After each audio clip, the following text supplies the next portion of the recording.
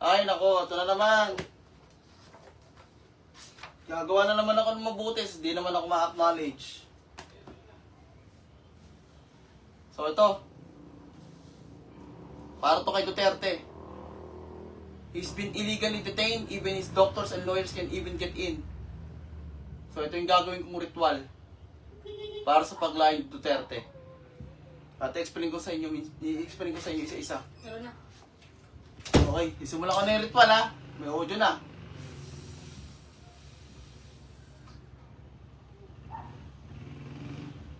Shadows in disguise. Shadows in despair. Shadows in the skies and shadows in the air. I command and curse this man, Duterte, to be freed. I command your shadows in your power to do everything in your power to enter this man's heart.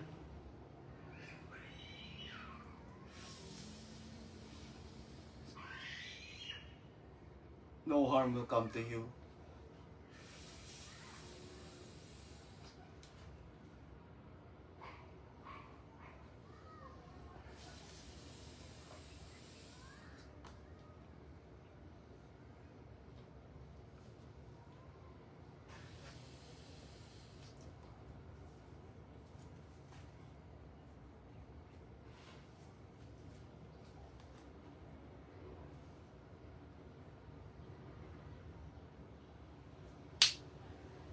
Okay, it's done.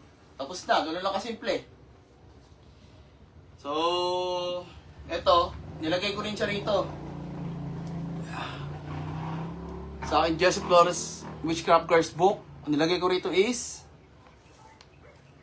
March 11, 2025. I, Jesse Flores Witchcraft Curse Duterte to be released and he will be free.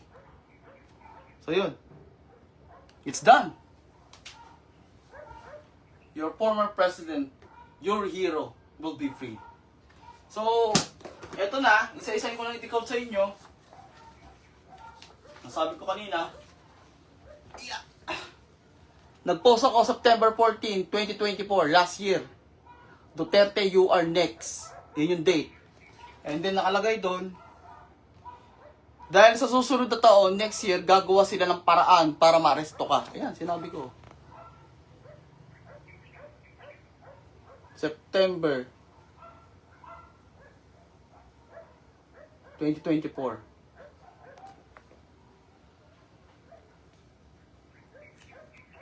Ayan. September 12 and September 14, 2024. Ito na yun.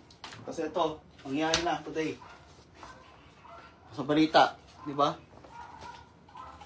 At ito yung sitwasyon niya ngayon na my day ni Titi.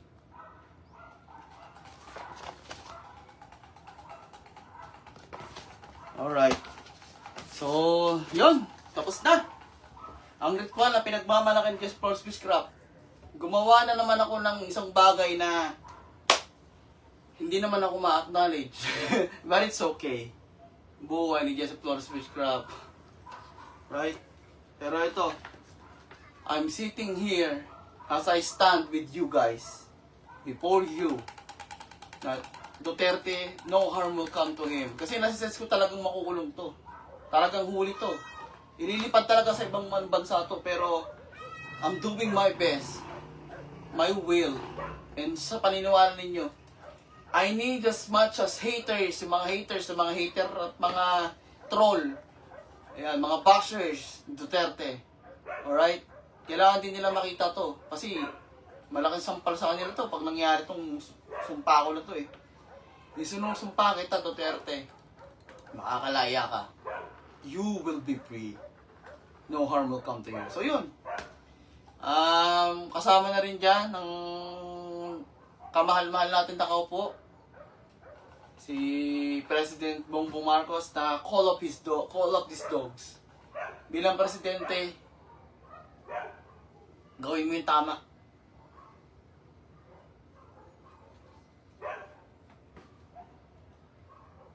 This man shaped a century. Ang daming mga tinulungang tao nito. Hindi man siya nagbigay ng sobrang daming pera, pero nung pandemic, di niya tayo pinabayaan. Hindi niya tayo pinabayaan ng pandemic. It could be worse. Pero yung safety, diba? Si Duterte at si Rapi Tulfo yung lagi kong inspirasyon pag gumagawa ako ng ritual para sa mga kriminal, sa mga addict, mga drug users, drug pushers, diba? So, I will never let this man to be in harm. Hindi ko hahayaan kung taong to ay mapunta sa ganyan. He said, I hate drugs. Me too.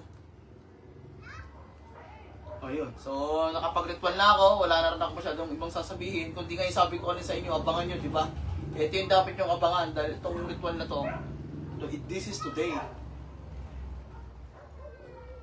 This is for Duterte. This is not just for him, but for you, ng mga niniwala sa akin. Kasi sense ko mabuting puso ni Duterte.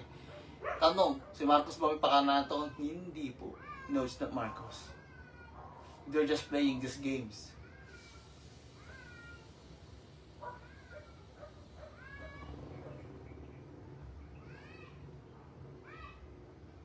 So, yun na po.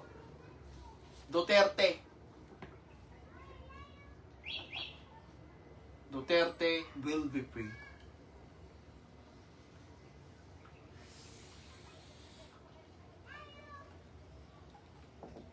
But of course, siyempre,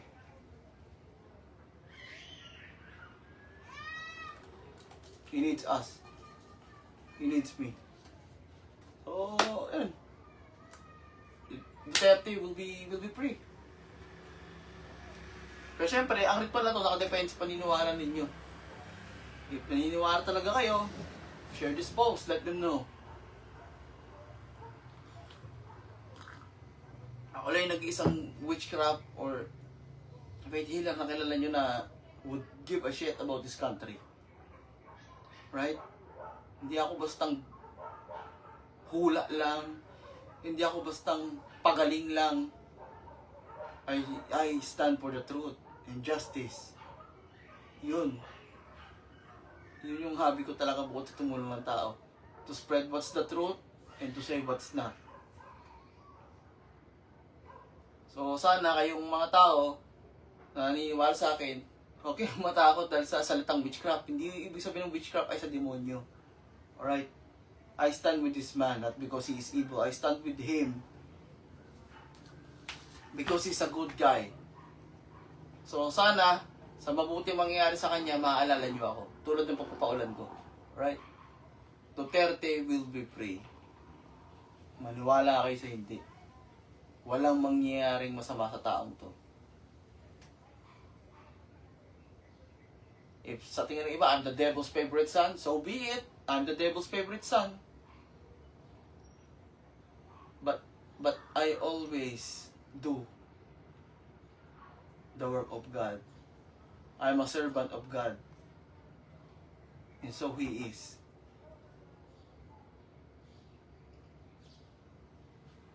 Hindi mamamatay ang taong to, hindi to kriminal. Siya ang tagatugis ng mga kriminal. Hindi siya kriminal. Ang tagatugis sa mga siya ang tagatugis sa mga kriminal. Okay? Wala eh, pag umupo to, bagsak na naman. Ano na naman, hina na naman ng mga, ngayon? Yung mga sideline. Diba? Yung mga gumagamit ng iba't ibang klaseng mga pinagbabawal na gamot. Ihina na naman ang negosyo nila. Pero ito pa ang sinasabi ko sa inyo. Niriritwalan ko to na manalo bilang presidente ulit. Siya magiging presidente if I say so. Oh, if you say so, lakas mo, sino ka ba? Ladies and gentlemen, I'm just Paul Spitchcraft. Acknowledge me.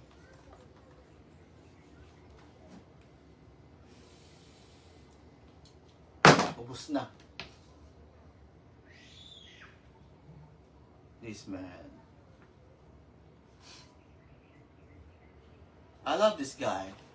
Not because of the chaos and the terror that he brings, but the justice, justisya.